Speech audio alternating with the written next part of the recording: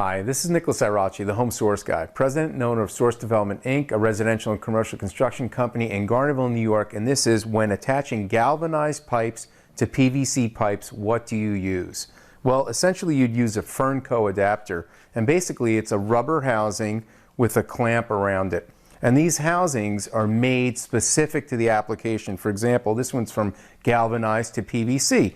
If you were using galvanized to copper, you'd get one that's galvanized to copper, so the housing is thicker to accommodate for the difference in pipe, the wall thicknesses. So if you're Googling this, you probably got problems with your galvanized pipes which aren't being used anymore. So if you're in the middle of a project, you want to get rid of as much of it as you can. One of the things that you want to be careful with, and I've chosen this for my model, is you want to get down to a point that's very close to whatever fitting it is that you're using. I want you to look inside the pipe, because what happens with these pipes is they become arterial. They start to corrode and they get smaller and smaller and smaller and get blocked, and that's why there are inherent problems with it.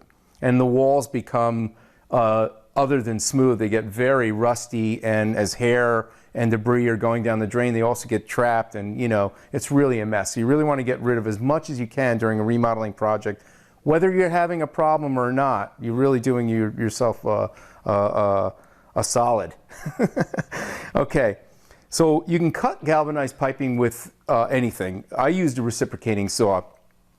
The problem with galvanized pipe is that as it corrodes, the pipe wall gets thin. So you want to stay relatively close to a fitting, but a little bit away. If you can't, the reason being is that you can't really determine the wall thickness as you're cutting. So if you cut it at a vulnerable point, you'd have to go lower and lower and lower, and you can't use the Fernco. Then you'd have to cut out the fitting or replace the entire fitting. So if you keep a distance away from your fitting as you're cutting it, you're able to put the Fernco over it. Once it's cut and you've determined that the wall of the pipe is thick enough, you can apply a little sealant, and this is something that I always do. Now they have two types of sealant. One's permanent, one's non-permanent. I would use the more permanent type for this type of application. It's really sticky, gooey stuff. So as you're tightening it, you seal it at the same time. And that's really important because on these steel pipes, although rubber is it's very sticky and it'll compress to the outside of the pipe, what happens is you might get some irregularities in the outside of the pipe. So it's really a good idea to coat them and make sure that it seals. You don't want to go back in there. So after I've applied sealant in, I'm going to push the Fernco over it, make sure it's seated, tighten the clamp.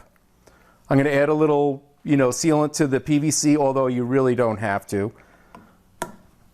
Push in your fitting and tighten up both clamps. And this was how to attach galvanized pipes to a PVC pipe. This is Nicholas Irachi, the Home Source Guy, helping you build a better life, and we'll see you next time.